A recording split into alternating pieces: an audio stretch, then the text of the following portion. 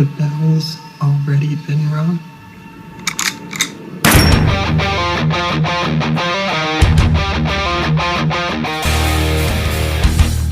Hello, my trigger happy friends. My name is Stevie Cade, and this is Film Trigger.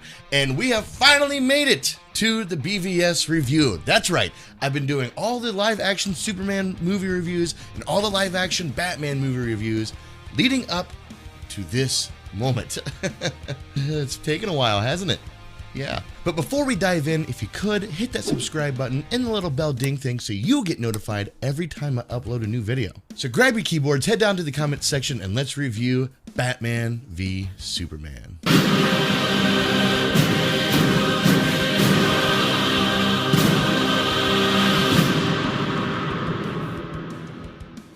Now, I'm going to do this review a little differently.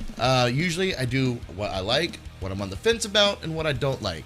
But I'm kind of mixing things up a little bit, testing out some new stuff. So I'm going to start off with what I don't like about this movie. That's right, there's some things I don't like about this movie, and I want to talk about it. I want to get it out of the way so I can talk about all the good stuff I love. Right out of the gate, we're going to start off with Jimmy Olsen. I don't understand why he's a CIA agent. I don't understand why they need to put him in this movie. I don't like his role. It sort of felt like what they did with The Dark Knight Rises with John Blake's character, and they added in, oh, and your name's Robin. It's like, oh, okay, a little fan service.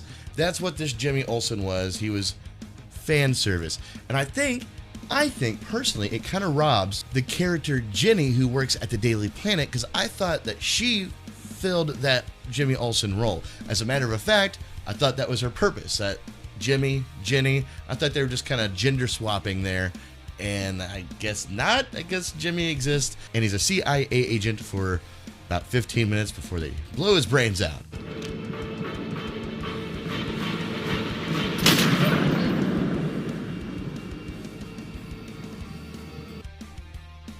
Yeah, but that lets you know what kind of movie we're in for, I guess. But still, could have been somebody else. That could have not been Jimmy Olsen, and it wouldn't have taken away or added anything else to this film. Lois Lane's participation in the third act seems a bit clumsy. She's just doing things so she can be there for that final moment, you know? Like, for example, she throws the spear in the water, roams around for a little while, realizes that she needs to retrieve the spear to stop this creature that she somehow knows is Kryptonian, somehow? Maybe? I don't know how she knows that. And then she literally clumsily falls trying to get the spear, where she becomes the damsel in distress, which she does in this movie. She's more of a damsel in distress in the third act.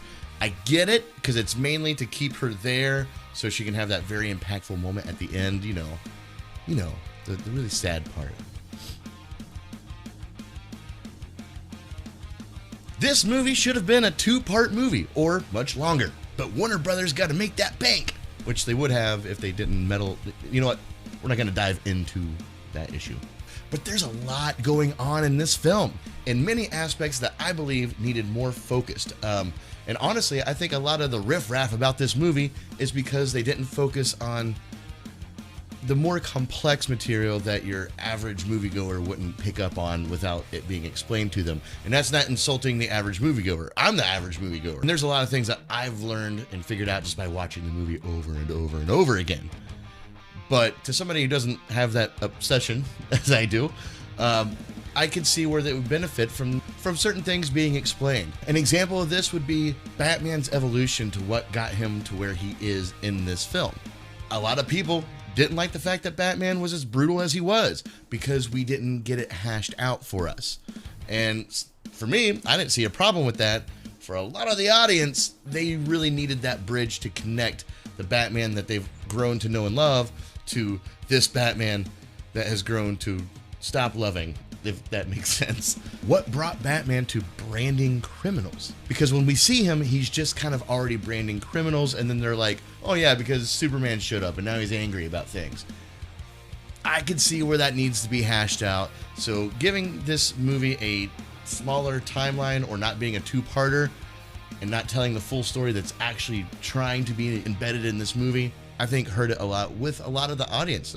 50% of the audience, to be exact. So you hash out all these different details, and you have that leading up to the reveal of Doomsday and that kind of be your cliffhanger for the next film. Honestly, they could have kept the whole Diana Prince thing pretty much the same, just her freckled out throughout the movie without her revealing that she's Wonder Woman quite yet, which was a pretty awesome reveal and would have been a great cliffhanger to stop right there. You know what I mean? Like, imagine like Wonder Woman showing up.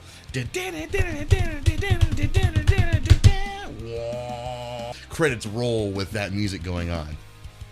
And save the Doomsday fight and the Justice League build up for the second movie. I think you guys get it. I'm beating this one down a little bit. Movie should have been longer, and I'll probably bring that up a lot in this review. And lastly, Jon Stewart's cameo. Not Green Lantern. No, that would be silly. The comedian Jon Stewart was in this movie for some fucking reason. And it wasn't a good cameo. That's why it's on the what I don't like list. As a matter of fact, like, it was awkward. Like, I felt embarrassed for him because they put no laughing track. I mean, he's supposed to be on the Daily Show, right? Making those Daily Show jokes where there's a live studio audience, but there is no laugh track, and it just comes across as very dry and uncomfortable for me. I mean, the jokes don't even land 1/3 of the USA's initials on his chest. Is that even a joke? Maybe if they had an audience laughing, I could believe that's just the crap he's watching on TV. But number one, Jon Stewart, your jokes are funnier. Number two, add a fucking laughing track. I mean, seriously, this movie is allowed to have a laugh. Besides Jesse Eisenberg's quirky laugh. That's the only time I'm going to poke fun at Jesse Eisenberg, trust me, because I fucking love his Lex Luthor. Yeah, we'll get to that soon. And that's all I have on my what I don't like list. Not too bad, right? But in true fashion of how I usually do my reviews, what's attached to my what I don't like list? My petty points. These are things that I'm not really critiquing the movie over, but just a couple of things that I noticed that just put me off in one way or another. Number one, why does Jack, the guy in the Wayne Tower, why does he not evacuate the Wayne Tower until Bruce Wayne says, hey, evacuate the building? This fight between Superman and Zod has been going on for quite a while by this point in the movie. The city's under an alien invasion. You don't need the boss's permission to evacuate. I mean, Perry White in Man of Steel evacuated the building immediately because Perry White is fucking awesome, which we also get into later in this review. But not Jack. No, he just wants to not evacuate the building. And when he does evacuate the building, he doesn't leave. He just stays. I don't know why. I guess the captain goes with the ship. I don't know why he stayed when he evacuated everyone else. It's silly. It's a silly element. I get the dramatics of it. Just a little weird, that's all. Just a little weird. That's why it's a petty point. When Lois Lane says the line, I'm not a lady, I'm a journalist. You're also a lady, though, right? Right? Superman's cape is fairly inconsistent in this film. My biggest example of this is when he's over the Capitol building right before the big explosion, and he comes down from the sky, and his cape doesn't fly up like it's supposed to, but it stays down like it's being weighted by weights. It looks very unnatural, and it's also inconsistent because there are also many other parts in this movie where his cape does fly up. I just thought, when you're doing the final edit, like, oh, that cape looks weird, let's fix that. Can we fix that? Yeah, we can fix that? Let's fix that. Lex Luthor using Zod's fingerprints not only looks weird on his hand, did that whole super glue on the hand thing. When you were a kid, you put the super glue on, you peel it off. Yeah, it kind of looks like he's doing that.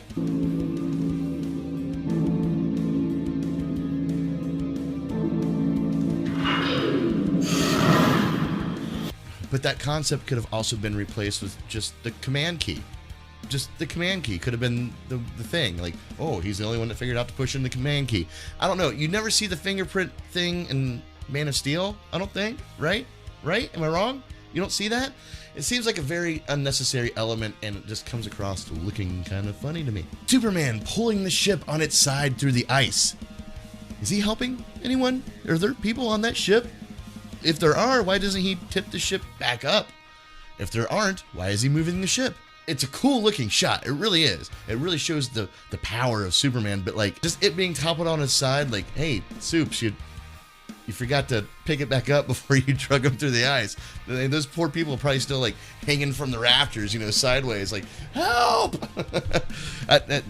Maybe it's just me. Maybe I'm crazy. Have you guys ever thought about that? Please let me know in the comments below. I feel so alone. Now, this petty point is not necessarily just to this movie, but it's something that's bothering me through all my whole Batman reviews. Why can't we get an appropriate explanation for the bat eye makeup thing?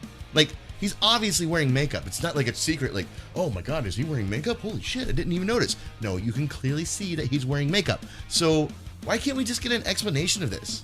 Like, when they take off the mask and he doesn't have makeup on, it's weird.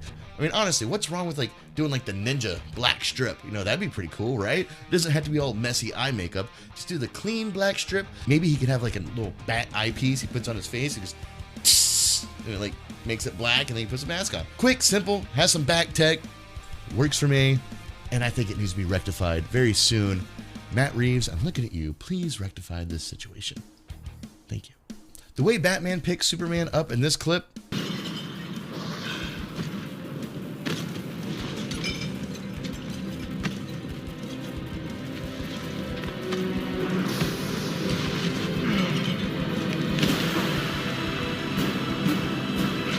makes my brain twitch. Every time I see it, I get very confused of how he's contorting his body. Seems like I would never be able to say, hey, I'm going to pick this guy up.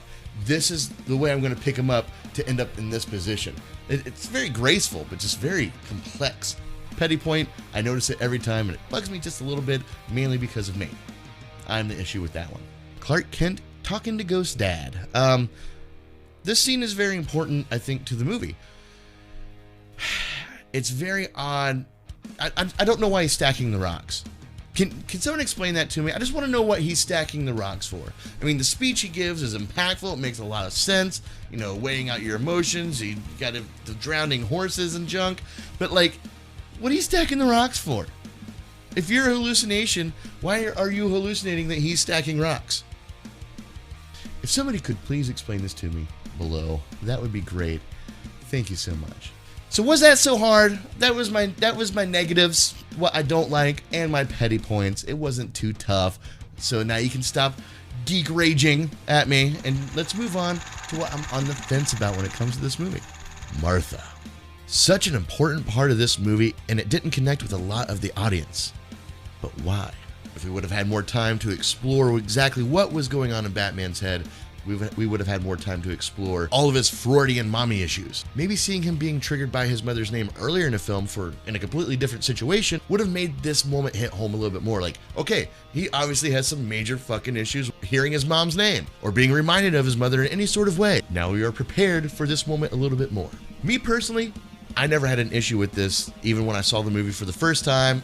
Martha, okay, he said Martha, okay, now they're like BFFs. I get it. But when people started complaining about it, I completely understood what their complaint was. Then rewatching it, I'm like, yeah, that does seem a little forced. He changes mode from I'm killing Superman to, hey, buddy, I'm gonna go save your mom now. Our first glimpse at Wally in full Lieutenant Dan mode. What is Wally doing in this moment? It looks like he's making a bomb.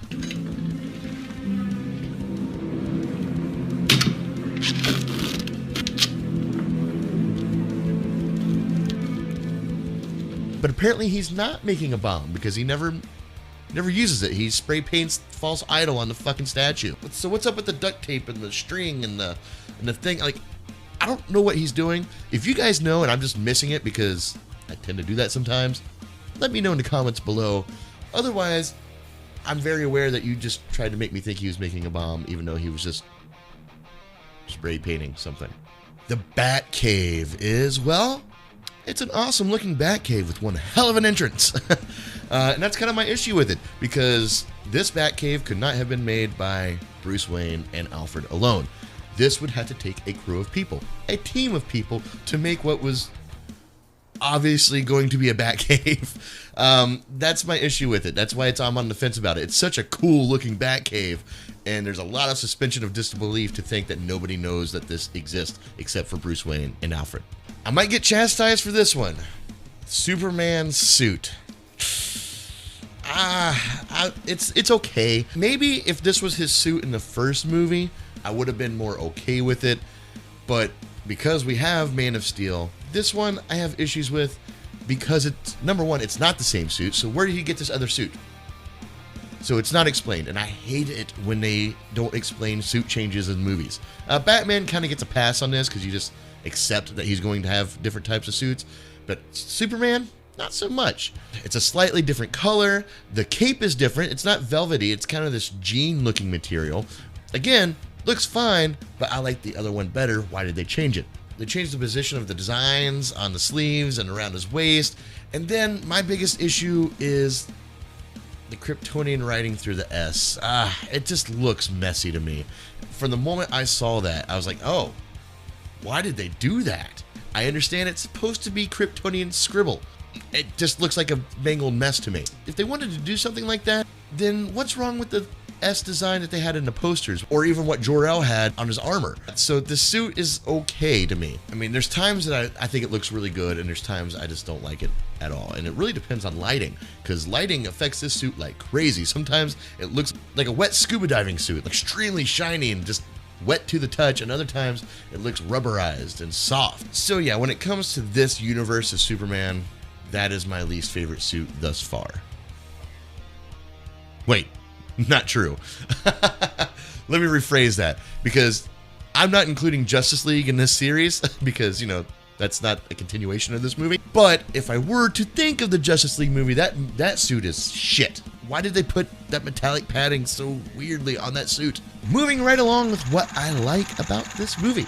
Jesse Eisenberg as Lex Luthor. That's right, this is my Lex Luthor. The depth of this character is so rich and complex on a Freudian level, like major daddy issues here. His superpower is his mind, and there's a trade-off here. He's having a billion genius ideas at any given moment, so the fact that he's socially awkward makes sense. This makes sense for a person like this to me. It's not just Jesse Eisenberg, just Jesse Eisenberging the character. The character was written this way, and Jesse Eisenberg fit into that narrative best. The speech that he gives during the party scene at Lex's house, I would actually like to see that speech in its entirety, because that speech alone and the way he transforms from, you know, trying to be, you know, fun party Lex into what it ends up being, that very socially awkward rambling of a madman type of situation. What was I saying? No. The bittersweet pain among men is having knowledge with no power, because that is paradoxical, and thank you for coming. That transition fully explains exactly what Lex Luthor is in this film. And this was a very bold choice on Zack Snyder to do this, because Lex Luthor has a very well-known stance. A powerful, rich man, a very stern man. People will fear him. People fear Jesse Eisenberg for a completely different reason, because he's unhinged almost. He's taking this Lex Luthor into uncharted territories. Well, this Lex Luthor is different because he's Lex Jr. Okay, just accept that. I mean, even when they do talk about Lex Luthor, his dad, I do get that tyrant feeling that Lex Luthor has traditionally been known to be. So why is it such a disconnect to just think, well, this is his kid, this is how he would act?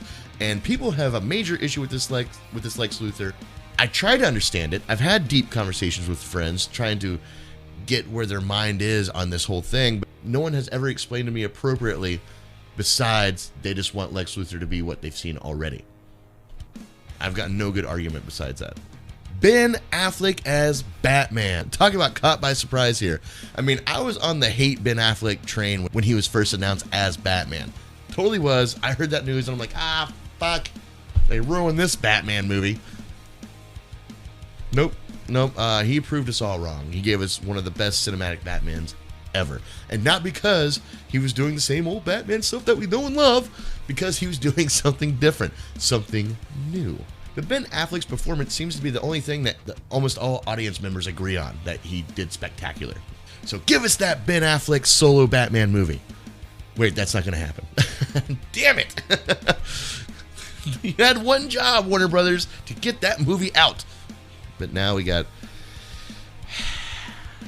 Pattinson Batman, which I'm not disappointed about. I'm more disappointed that it's not going to be Batfleck, but I am kind of excited to see that one. Just the Pattinson movie is just a constant reminder that Warner Brothers was at one point in time ran by just monkeys doing things. Just monkeys making money. But don't worry, Pattinson. I still want to see your movie.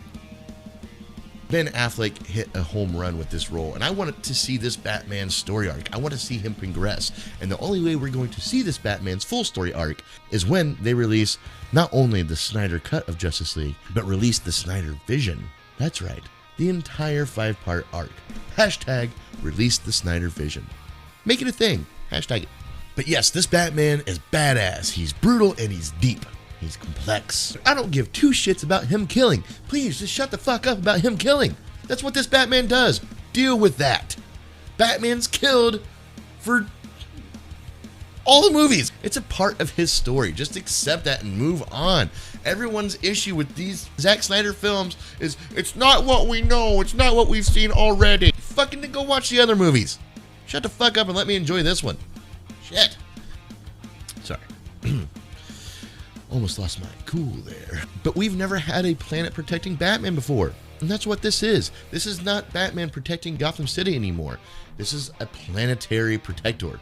And one aspect of this Batman that I absolutely love is that they keep his secrets a mystery. We know that this Batman glides, but how he glides, they don't show us. And I like that. I like not knowing everything about Batman and how he does things, because Batman's supposed to be mysterious, and I know that Batman movies are supposed to give us like a window into his world, but I do like that mysteriousness being there. How does he save Martha from being burnt up? He covers her because Batman's fireproof?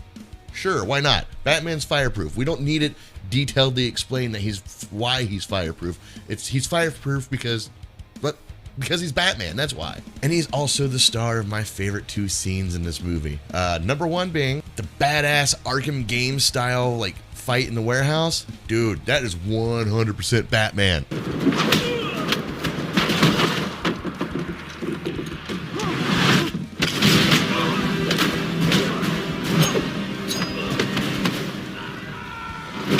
That scene alone is what sold everybody on Batfleck. When that scene showed up, you're like, okay, yeah, this Batman's awesome. And my second favorite scene is the dream sequence where we get that Mad Max Batman. Yet another Batman that we've never seen before. We've never seen Batman in costume.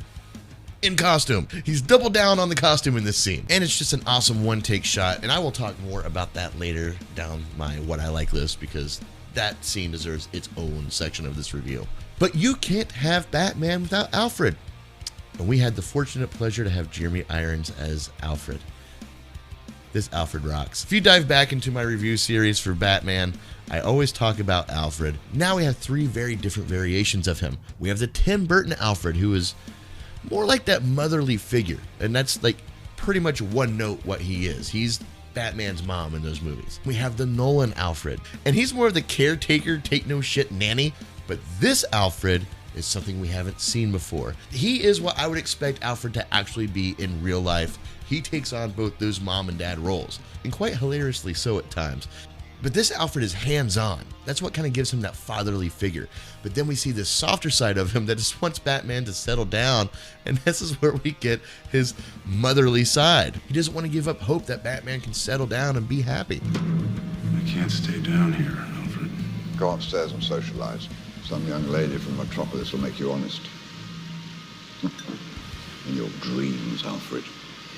But I feel that Jeremy Irons really connected with this Alfred and fits right into this movie just like a puzzle piece. This Batman and Alfred make sense together. Lois Lane and Clark Kent. Now, I'm grouping these 2 together mostly because I already talked about each of them in my previous review for Man of Steel, so I don't feel the need to regurgitate that for this review. But I do like their story as a couple in this movie and the struggles that comes with that. It's not just a cute, oh, we love each other type of movie.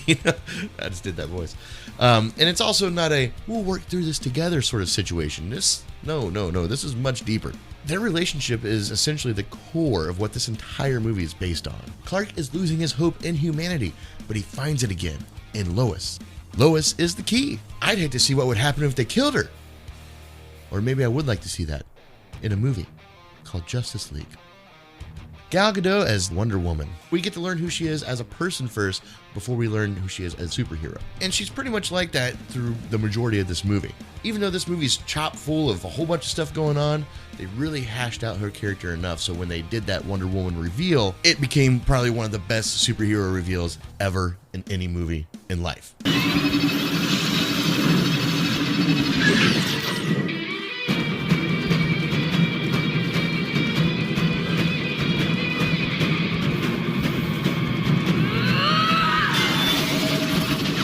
She fights like a seasoned warrior and looks like a model. What could possibly go wrong here? And this version of Wonder Woman, like many things in this movie, or probably everything else in this movie, different from what we've ever seen before. I'm beginning to see a pattern here with Snyder. And speaking of which, Lawrence Fishburne as Perry White. He's more Perry White in this movie than I believe he was in Man of Steel. We get to see that more sarcastic kind of asshole Perry White that Perry White's known to be, which actually, along with Alfred, kind of turns into more of a comic relief at certain times, which this movie needs because this is a very brooding movie, so it's nice to have those little comedic parts thrown in here and there. But more importantly, I am fully convinced that Perry White knows exactly the identity of Superman. He knows that Clark Kent and Superman are the same person, and he treats Clark Kent in such a way as to help him disguise it. He's always calling him a nerd. He's always making fun of his demeanor in some sort of way. And on surface level, it could be taken as Perry White's just being a dick. But he's helping hide Superman's identity. And I think that's why he doesn't want Clark Kent to report on the Batman situation in Gotham. He knows how that situation will probably turn out with Batman fighting Superman. And he doesn't want that to happen. And it's such an interesting level to Perry because Clark Kent doesn't know that Perry White knows. It's such a wonderful depth that I think Perry White deserves to have. The score to this film is out of this world amazing. What an on-taking this had to be to handle. Such a big on-taking that it had to take Hans Zimmer and Junkie XL to do it. I think I remember hearing something about Hans Zimmer didn't want to do the Batman score because he already did the Batman score in Batman Begins. He's kind of like emotionally attached to that one. So Junkie XL brought on the challenge of making a new Batman score, which I think is a perfect contrast to the Superman score. Superman's score has this hopefulness to it. You will see the inside of her head.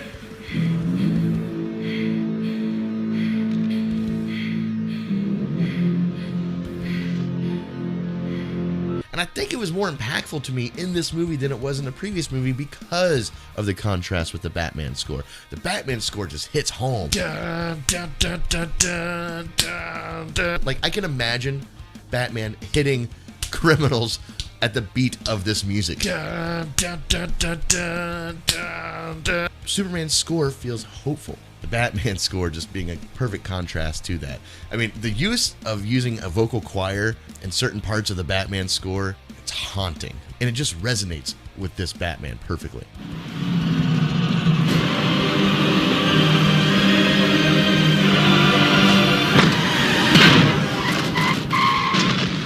And then we have Lex Luthor's score. It's a collection of unique sounds that really capture what I feel is happening in Lex Luthor's brain. Dun, dun, dun, dun, dun, dun. It's like ideas firing off in a genius mind. I have to say this is probably one of the best soundtracks of all time, and I know they make a vinyl version of this, so if anybody wants to buy me the vinyl version of this, just send me a PM on Twitter and I'll send you my address. Maybe. Then we have the star of the show, Wonder Woman's score. Holy shit. This not only adds to the best superhero reveal of all time, but it is just cool. It is so much fun. It has this really modern sound to it, but still with this Amazonian undertone to it. Now we're going to head back to that nightmare sequence I was talking about earlier. Again, and I can't express this enough, I feel this movie should have been a two-parter to really hash out all this really cool stuff. But I found this scene not only to be a beautiful sequence, but a very effective scene to show us what's to come from these movies. When I first saw this movie, this is pre-release the Snyder Cut days, I looked at my son Seth and I said, people aren't going to understand this scene for at least 2 or 3 more films. Called it! Because people still have a hard time understanding this scene. Me personally, I never knew what a parademon was before this movie, and it didn't bother me that I didn't know. I learned really quickly what a parademon was. And I'm also not a huge gamer, but I do know what the Injustice storyline is because, well, my son plays video games all the time. Watched him play this Injustice storyline video game, and I recognized that in this movie. They were going to do an evil Superman. This movie told us we're going to get an evil Superman. Be prepared for an evil Superman. A Superman you have never seen before, will probably never see again, and we never got that fucking Superman. God damn it. Release the Snyder Cut, please. Back to the review. So, can you imagine an evil Superman movie? Holy shit. I'm not talking about that Brightburn bullshit that came out. I mean, it wasn't bad, but that wasn't really a bad Superman movie. That was like I don't know, that was like a possession movie. They tease Darkseid, they give us parademons, and they do it in all one beautiful one-shot thing. It's such a cool scene. It just looks really beautiful and really well done, very well choreographed. And even though it didn't translate with the audience at first, I know when the day comes that we can actually see the full Snyder vision, people will look back at this movie and say, holy shit, this guy knew what he was doing. This guy had a vision. Hashtag release the Snyder vision. Which is why Zack Snyder's storytelling and the way he flirts between a grounded world and a full-blown comic book movie world works in this film. As I said in my Man of Steel review, he kind of flirts in that area a couple of times and almost take you out of the moment in those movies. In this movie, it works. We're leading up to a full, grand, like, I hate to say it, but Endgame style movie. And I understand why Superman had to die. As I said before, many times, this movie should have been longer, should have been a two-parter, but it wasn't. So Superman's death had to happen early on to tell a much bigger story. Even Christopher Nolan didn't quite get that yet, because he tried to tell Zack Snyder it's too early to kill Superman, and he may have been right, in the sense of this should have been a two-part movie. So this brings me to the actual battle of Batman versus Superman, and the final battle with Doomsday. The first super battle between Batman and Superman himself was simple. It's what it needed to be. Yes, this movie is about Batman fighting Superman, but essentially you can't just have them actually fight to the death. Like, that's not how this is going to work. Realistically, there is no fight. Superman could destroy Batman in a second. So Batman using the kryptonite to cripple Superman is the only way he has a fighting chance in this movie. I've heard a lot of people argue, oh man, it's so stupid. Look at him, he's working out. What's that millimeter of muscle gonna do, to help him fight against Superman? Dude, think bigger. Batman's not gaining that muscle to actually beat down Superman. He's gaining that muscle probably to carry around that fucking 300-pound armor suit he's wearing, all while taking devastating blows from a superhuman alien. Him working out is more defense rather than offense. What makes this fight even more impactful to me, more powerful, really hits home, is that Batman is a man of his word. When he asks Superman, do you bleed? And then tells him that he will. He makes that happen. Batman made Superman bleed. So after the whole Martha thing, and now that Bats and Supes are all BFF, we get another battle with Doomsday and Wonder Woman. We get the Trinity. We get this huge, out-of-this-world battle that is absolutely amazing. And in the middle of it, we have Batman doing his best. A lot of that fight scene is just Batman running for his life. And rightfully so. He does do his part to defeat Doomsday, which is cool. But you could see at some point in time, he's like, I think I'd take on a little too much here. And speaking of Doomsday, what is everyone's deal with Doomsday and how he looks? He doesn't look like what I already know from the comics. Shut up. Everyone kept saying he looked like a Ninja Turtle. What kind of fucked up Ninja Turtle movie you watching? That was a stupid comparison. Whoever came up with that, just fucking punch yourself in the head. And the CGI is incredible. As a matter of fact, they created a new type of CGI for Doomsday. Before this Doomsday ever existed, CGI had a hollow inside. It had layers, and then inside of this CGI creation was this hollow. Not this Doomsday. He is through and through an actual being created in computer graphics. But then Superman sacrifices himself to kill Doomsday. Holy crap, dude. I still, I've seen this movie, I don't know, hundreds of times, I feel like, and I still get emotional during that part. I know it's coming. I know it's coming. Such an impactful moment. It really is. And that music really just hits home. And you're watching an opera. That's what this is. It's a superhero opera. But the entire movie has led up to the moment of Superman sacrificing himself. His relationship with Lois leads to this moment. It's the only way he can save the world. The death of Superman. Holy shit. Overall, this is one of my favorite movies of all time. And I've said it many times in other videos, and I'll say it again now. When I saw this movie for the first time, it was like what I compared it to what I thought people felt like when they watched The Wizard of Oz for the first time in theaters in 1939. It's such a huge cinematic event, and I will never forget this movie. This movie is probably my Probably my favorite cinematic event ever. Too bad I didn't get to see the Ultimate Edition in theaters, but I have a feeling maybe I will someday. But in comparison with Man of Steel, this movie does have its issues, more so than Man of Steel did. And I think essentially the overall story suffered from these mistakes of not making this a two-part film. You know, they had to rush through a whole bunch of crap to get to the meat and potatoes of this film, and there's a whole bunch of crap that needed to be told for us to relate more to Batman and Superman and how they got to where they got. But to me, Zack Snyder still knocked it out of the park, which is why I'm giving this movie an A+. That was wonderful. Bravo! I loved that. Oh, it was great. So, there we go, man. That's it. This is the conclusion of my Superman and Batman review series that's been going on for months now. Should have been done a while ago, but then the COVID-19 really threw a wrench in all that. But I am going to do my ranking series of each one. A ranking of all the live-action Batman and a ranking of all the live-action Superman. And I will be putting Batman v Superman on both ranking lists, so you'll see where that movie pans out, both with my Batman and Superman rankings. Thank you guys so much for joining me. Be sure to check out some more of my videos, and as always, stay trigger happy, my friends. Peace. Boy, do we have problems up here.